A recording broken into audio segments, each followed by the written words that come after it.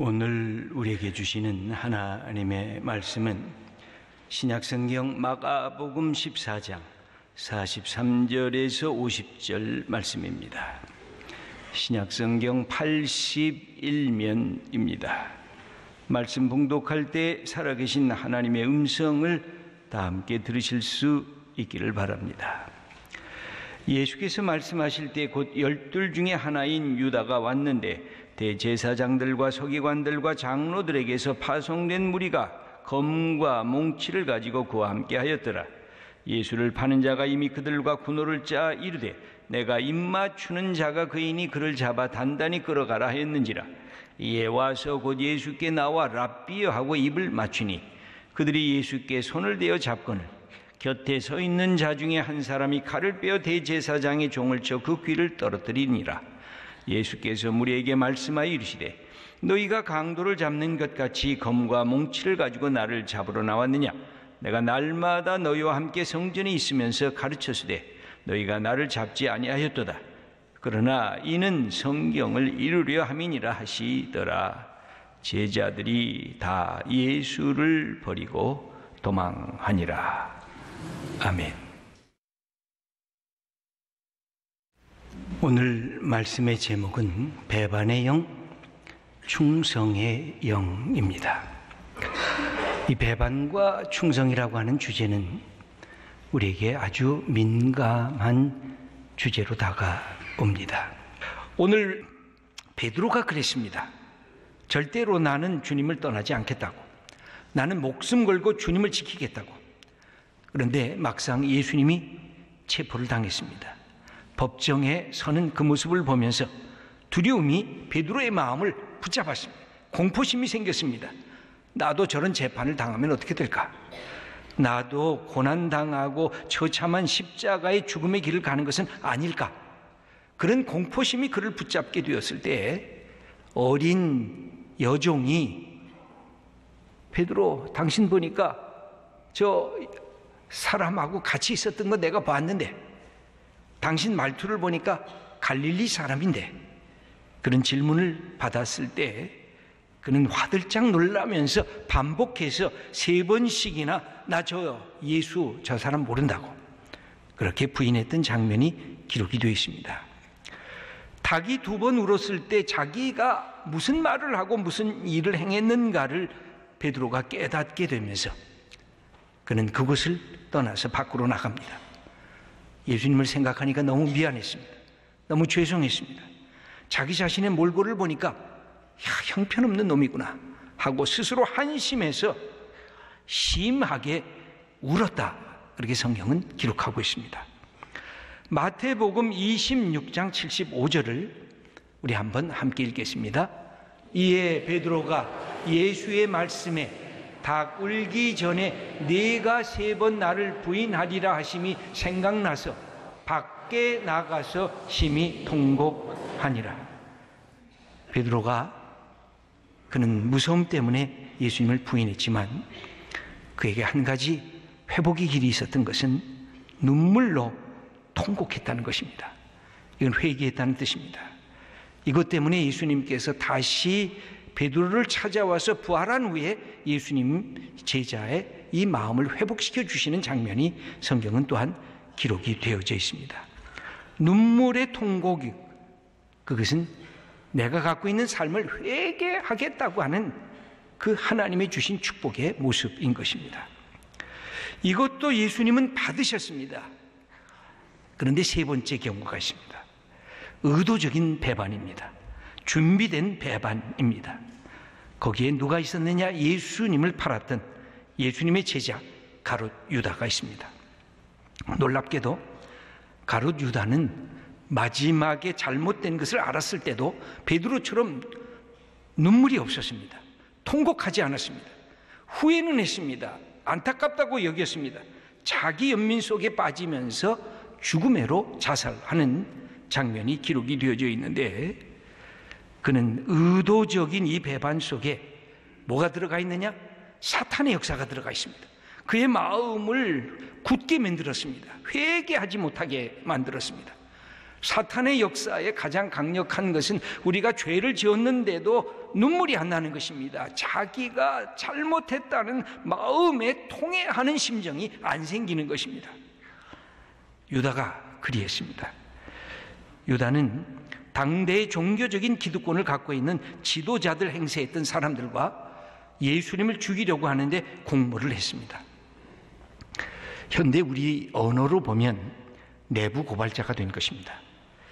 예수님의 제자인 가룟 유다, 그는 우정의 가면을 쓰고 의도적으로 예수님을 배신했습니다. 예수님 앞에서 랍비여 그렇게 칭호를 하면서 예수님을 팔아넘겼습니다. 오늘 44절은 그때의 모습을 이렇게 압축적으로 우리들에게 보여주고 있습니다. 함께 읽겠습니다. 예수를 파는 자가 이미 그들과 군호를 짜 이르되 내가 입맞추는 자가 그이니 그를 잡아 단단히 끌어가라 하였는지라. 이에 와서 곧 예수께 나와 랍비여 하고 입을 맞추니. 의도를 이미 했습니다. 서로 짰습니다. 내가 입맞추는 자가 너희가 찾는 예수다. 그래서 예수님 앞에 나갔습니다. 랍비여, 선생님이여 하고 불렀습니다. 그리고 예수님의 볼에 입을 맞췄습니다.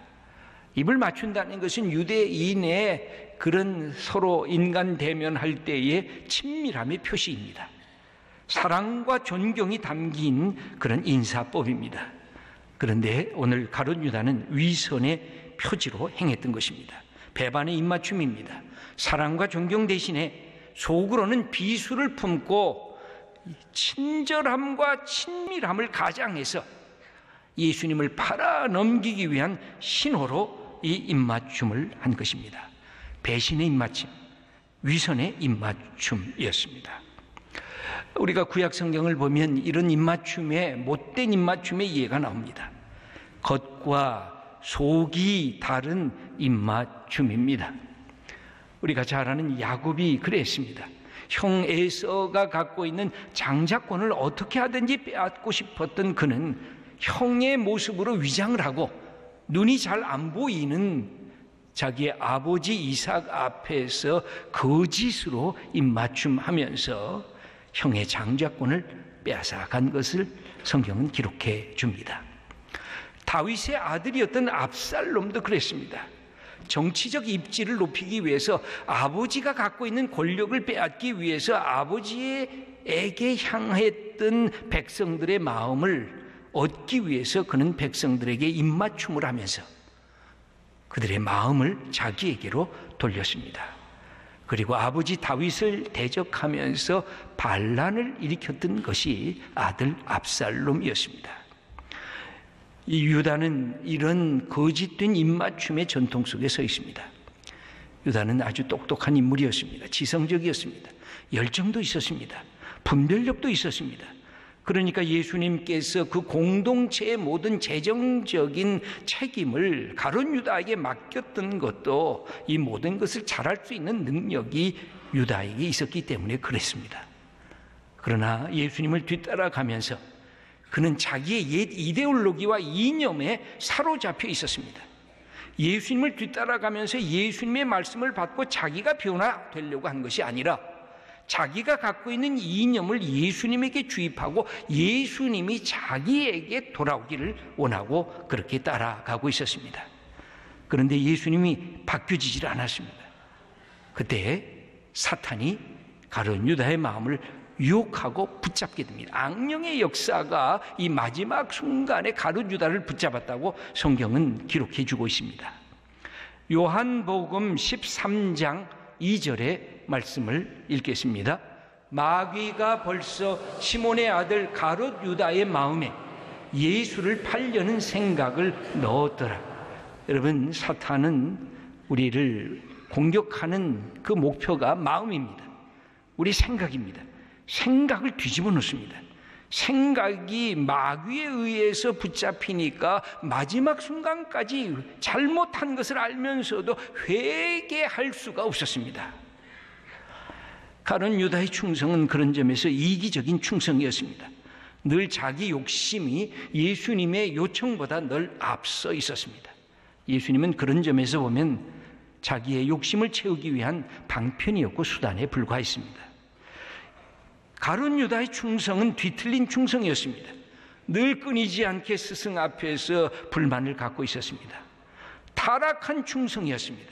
자기 스승을 마지막 순간에 은 30에 팔아 넘겼습니다.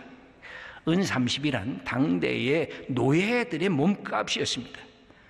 그 몸값에 스승을 넘겨버린 것입니다. 그래서 가룟 유다의 충성은 위험한 충성이었습니다. 자기의 생각에 매몰되었습니다. 잘못한 것을 알면서도 연민 속에서 자살의 길로 갔던 어리석은 충성이었습니다. 여러분, 베드로와 가룟 유다의 많은 차이가 있지만 마지막 부분을 보면 베드로는 자기 잘못을 깨닫고 눈물로 통곡했던 것, 그래서 회복이 되기 시작합니다. 그러나 가룟 유다는 눈물을 쏟지 아니했습니다. 그냥 화가 났습니다. 잘못된 것이 분했습니다. 후회했습니다. 그러면서 눈물 없는 자살의 길로 나가는 것입니다. 여러분, 하나님께서 우리에게 주신 축복 중에 하나가 잘못했을 때 회개하는 기회를 주시는 것. 악한 영은 우리에게 회개하지 않게 합니다. 여러분, 우리가 말씀을 들으면서 기도를 하면서 내 눈에 눈물이 맺히고 내 가슴에 회개의 영이 가득한 것은 복 중에 복입니다. 가룟 유다는 오늘의 언어로 말하면 내부 고발자입니다. 내부 고발자가 얼마나 위험합니까? 권력사회에서도 그렇고 기업에서도 그렇고 공동체에서도 모든 것 그렇습니다. 최근에 권력 이양 속에서 나타나는 내부 고발자에 대해서 우리는 경악하고 있지 않습니까? 그렇다고 하면 내부 고발자들은 다 나쁜 사람들입니까? 배반자들입니까? 결코 그렇지는 않습니다. 오늘 우리는 이 충성과 배반에 대한 주제를 함께 생각하면서 더 확인해야 될 것이 있습니다. 변화와 개혁은 내부에서 일어나지 않으면 모든 변화와 개혁은 거의 불가능한 것입니다. 우리는 종교개혁 500주년을 맞이하고 있습니다. 500년 전에 독일 땅에서 종교개혁을 일으켰던 마틴 루터, 그는 내부 고발자였습니다. 로마 카톨릭의 신실한 수사였기 때문에 그렇습니다. 하지만 당대 로마 교황청의 부패와 불의를 보면서 비텐베르그 성당에 95개의 조의 항목을 제시했습니다. 교회가 문제가 있다는 것입니다. 신학에 문제가 있다는 것을 비판적으로 제기를 하게 됩니다. 그것은 변화와 성숙을 위한 문제 제기였습니다. 그런데 당대 로마 교황청은 그것을 받아들이지 아니했습니다. 너는 내부 고발자다, 그렇게 비판을 했습니다. 그리고 마지막에는 이단으로 교황청으로부터 파문을 당하게 된 것입니다. 그 후예들을 로마 교황청은 저항하는 사람들이라고 불렀습니다. 그래서 프로테스탄트라고 하는 것은 프로테스트하는 사람들, 저항하는 사람들이라는 뜻이 담겨 있습니다. 사실은 너희들은 배반자들이라는 뜻입니다. 너희들은 이단자들이라는 뜻입니다. 그런데 그런 저항과 비판을 통해서 교회의 변화와 개혁이 일어났고 오늘 우리가 그 후예로서 신앙생활을 하고 있다고 하는 것은 참으로 놀라운 일인 것입니다. 보네퍼 목사님이 계셨습니다. 독일 나치 정권의 히틀러의 악행을 보면서 히틀러를 제거하려고 했던 음모에 가담하게 됩니다. 보네퍼 목사도 내부 고발자였습니다. 하나님의 공의와 정의가 무너지고 인간의 존엄성이 파괴당하는 것을 그냥 내버려 둘 수가 없어서 목사임에도 불구하고 여기에 동행했습니다. 기도하면서 행동했습니다. 말씀 보면서 여기에 참여했습니다. 그러나 마지막에 발각이 됐습니다. 그래서 독일 멸망하는 몇 달 전에 그는 처형을 당하고 사라지게 됩니다. 여러분, 구약의 예언자들은 어떠할까요? 그들도 내부 고발자들입니다. 자기 시대의 권력자들이 갖고 있었던 왕과 제사장의 부패와 타락을 적나라하게 고발했던 인물들이 구약의 예언자들입니다. 늘 위험한 것입니다. 여러분, 힘 있는 자를 고발하는 것은 늘 위험합니다. 자기 목숨을 걸 수밖에 없었음에도 그들은 이것을 계속했던 용기 있었던 하나님의 사람들이었습니다. 예수님의 등장도 보면 당대 종교 사회적으로 우리가 분석해 볼 수 있다면 예수님도 내부 고발자의 위치인 것입니다. 예수님이 이 땅에 오셔서 이스라엘 백성들아 이렇게 살아서는 안 된다는 것이었습니다. 당대의 종교 지도자들, 너희들이 신앙을 독점하고 하나님을 사랑하는 것이 아니라 너희의 영광을 위해서 살아가고 있구나 하는 것을 예수님이 말씀하셨습니다. 당대의 기득권자들은 예수님을 반기지를 아니했던 것이 성경의 이야기입니다.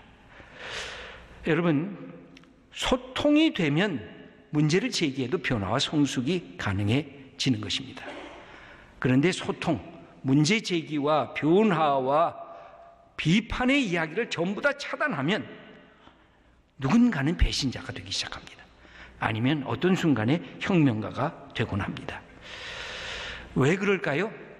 충성이라고 하는 것, 진정한 충성은 우리에게 편파성을 요청하고 있기 때문에 그렇습니다.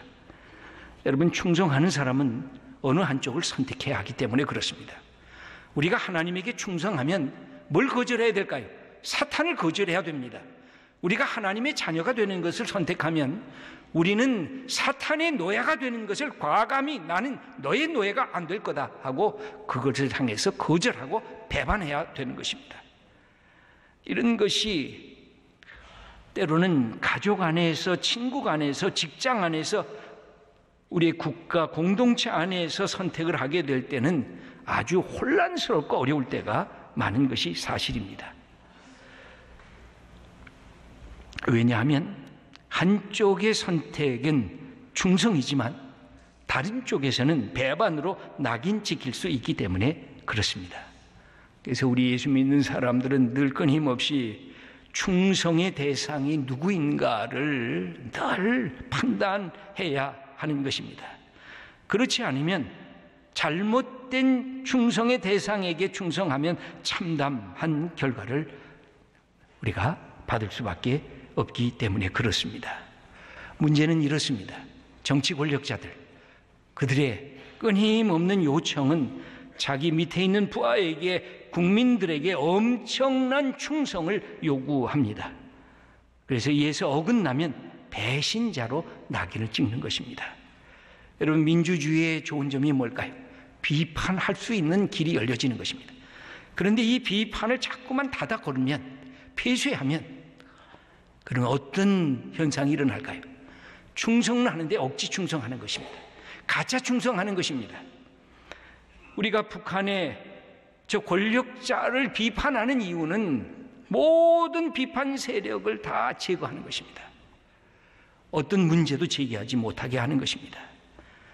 그러면 그것은 공동체가 아니라 집단, 폐쇄적인 섹트 집단이 되고 마는 것입니다. 왜 그럴까요? 충성이란 뭘까요? 자발적으로 하는 것이 충성입니다. 위험이 있음에도 불구하고 옳기 때문에 결단하는 사람이 충성하는 것입니다. 그러므로 충성은 신뢰와 함께 가는 것입니다. 충성에는 지혜의 분별력이 필요한 것입니다. 진정한 충성에는 용기 있는 자가 충성하는 것입니다. 여러분, 우리의 예수 믿는 충성도 그런 것입니다. 예수님을 믿으면 예수님이 싫어하는 것에 대해서 거절해야 됩니다. 우리가 하나님을 사랑하고 하나님을 신뢰하면 하나님이 미워하는 것을 우리도 미워해야 되는 것입니다. 그게 진정한 충성인데 우리는 어설픈 충성을 하고 멈출 때가 많이 있습니다. 세상에 나가면 그런 질문을 받습니다. 너는 네 상관, 보스를 위해 충성할 것이냐? 아니면 공동체가 지향하는 본질에 충성할 것이냐? 너는 네가 속한 조직에 충성할 것인가?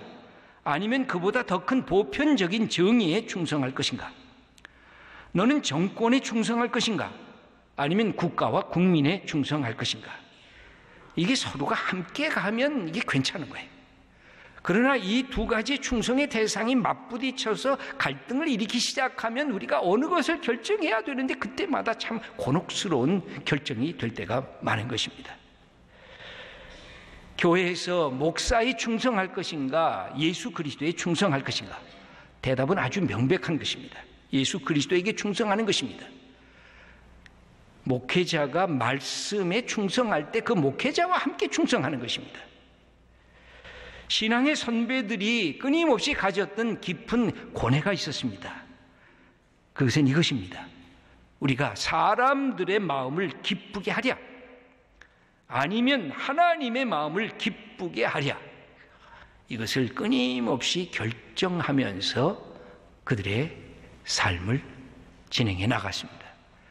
여러분, 이 일을 위해서 우리 믿음의 사람들이 해야 하는 일이 뭘까요? 가장 충성을 확인하는 일이 뭘까요? 그것이 예배하는 것입니다. 왜 우리가 예배 드릴까요?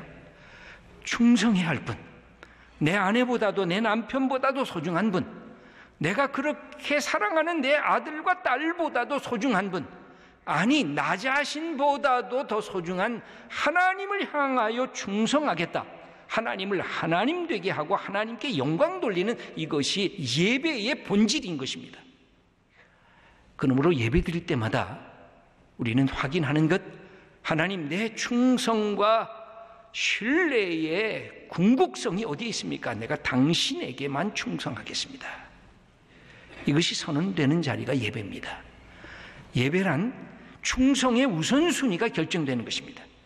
하나님을 사랑하는 마음으로 내가 가정에서 어떻게 충성하겠는지, 내가 직장에서 어떻게 충성하겠는지, 내가 어떻게 나라를 사랑하겠는지가 내 마음속에 결정되는 것, 그것이 바로 예배 드림의 축복입니다. 그러므로 우리가 충성을 다시 확인하려고 하면 예배하면서 하나님만이 나의 사랑과 충성의 대상입니다 라는 것을 근본적으로 선언하게 되면 우린 그 다음부터 모든 것들을 하나 둘 열어갈 수가 있습니다. 모세를 향해서 성경은 하나님의 집에 충성된 종이다, 그렇게 가르치고 있습니다. 우리 예수님을 향해서는 하나님의 나라를 위한 하나님의 아들이었다, 충성된 하나님의 아들이었다, 그렇게 가르치고 계십니다. 사랑하는 귀한 성도 여러분, 충성과 배신이란 굉장히 중요한 주제입니다. 깡패 집단들이 서로가 의리를 지키는 것, 그건 충성이 아닙니다. 그건 섹트 속에서 자기네들의 질서를 위한 하나의 일종의 집단적 협약일 뿐인 것입니다. 우리들은 근본적인 충성에 위치한 사람들, 자발적인 충성, 신뢰를 담긴 충성, 사랑하는 충성, 그리고 우리의 삶의 모든 것들을 내어놓을 수 있는 충성의 자리에 하나님으로부터 우리는 초청을 받은 사람들입니다. 이 시대에 우리가 가야 할 것, 판단해야 될 것이 많습니다. 진정으로 충성하려고 하면 판단력, 분별력, 지혜가 필요합니다. 그리고 그것이 참으로 옳다고 생각이 되면 용기가 필요한 것이 충성입니다. 이 하나님을 사랑하고 충성할 줄 아는 마음을 갖고 우리 교회 사랑하고 우리 직장 사랑, 우리 가정 사랑하고 우리 사랑하는 친구들과 이 신뢰와 충성을 만들어가는 이 땅에 복된 하나님의 사람들 다 되시기를 축원합니다.